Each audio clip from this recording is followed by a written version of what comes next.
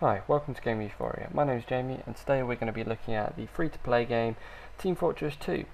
While watching me play atrociously, I might add, I'm not the world's greatest gamer, but I still love this game. It is a really fast action, fast-paced, first-person shooter game made by Valve.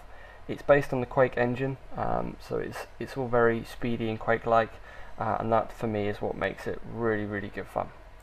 Obviously, being a free-to-play game, there is a premium edition. Now, really, differences between the two is with the free account, you get 50 slots in your backpack, you get all the standard items, limited blueprints for crafting if you're an engineer, and you can only receive items while trading.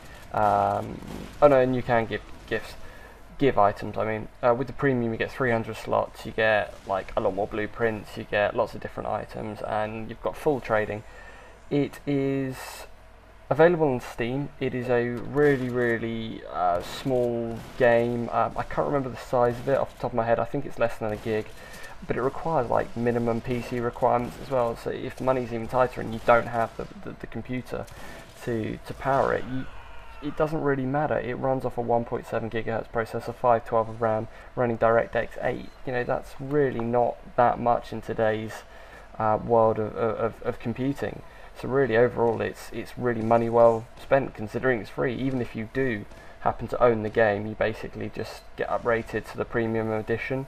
You get a load of extra bits and pieces. You get like this little funky hat thing, which is something that I happen to have because I have the orange box on PC. If for whatever reason you're not like the world's greatest gamer like myself, there is training. You know, it's not one of these straight into the game kind of things. Very limited tutorials. There's really good fun training missions. There's I think you train with the 5 main characters. I think there's 9 characters in total. There's the scout, the soldier, pyro, the demolition man, heavy artillery who carries a minigun around, is very sluggish, engineer, he builds like loads of cool stuff, the medic, sniper, and there's a spy.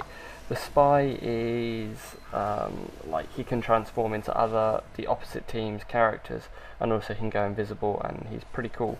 You see me trying to play the spy. I think in one of the last clips. I really am appalling at it, but it's quite a cool character to play, and if you master the art of it, you can really rack up some kills with it. So back to the training. I think with the training you have the main soldier. You check out demolition, engineer, and spy.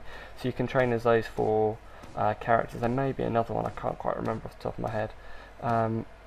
And you also get to like play a lot of the bots, and you can practice as much or as little as you like. So you can become really good at the game just by playing the bots, but that can become quite tedious, obviously. So it is really good fun just to jump online. I think in the time of me playing this, even for the couple of hours while I was sort of filming all this, I think I racked up about, it must have been about, over a period of 2 or 3 games, about 20 kills and about 15 deaths. It wasn't the highest amount by any means, but it was really fun and really fast paced, and that's what I like about the game. It really makes the game unique. There's a lot of other sort of fast playing games out there. Don't get me wrong, a lot of the first person shooters out there, you can be very strategic on them, but this game you really don't need to be, and that's the best thing about it. You can just go in all guns blazing, and it's anybody's guess and anybody's chance at who's going to come out winning on the other side. That's what I find really fun about the game. The 6 main game modes, there is the start off, which is arena, and that is basically classic Team Fortress. It's 2 teams, not 1v1, it's 1 team versus another team, red v blue, and it's just, as you would expect, straight to the death. There's loads of classic maps on that, and you can set lots of different things on it, like you can have resupply lockers, sudden death, you could disable respawning. You can make it really sort of personal if you have a server and so on. Capture the flag is another mode. Everybody knows capture the flag. CTF, classic game mode. One team has a flag, the other team has a flag. You've got to go capture the opposite flag. So that's really quite straightforward.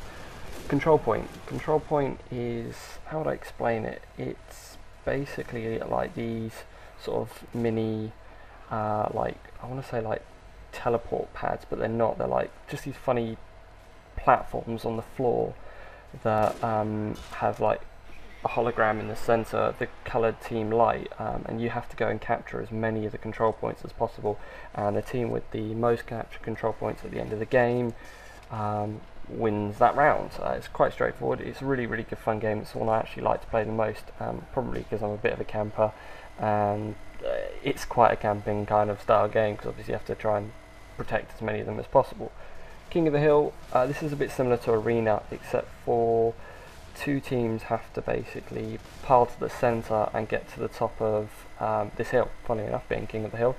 They've got to make their way to this control point at the top when it becomes available, and you've got to basically capture it, and then there's like a 3-minute clock and that counts down, and when the team at the top has got to the end of the 3-minute countdown, they've won the round. It's pretty good fun game. Payload. This is basically like a race game. You've got a blue team, say for example, trying to escort a cart which has got a bomb in it all the way through a series of like points, while the other team, the red team for example, well there's only blue and red, red team will be trying to take you out the whole way there.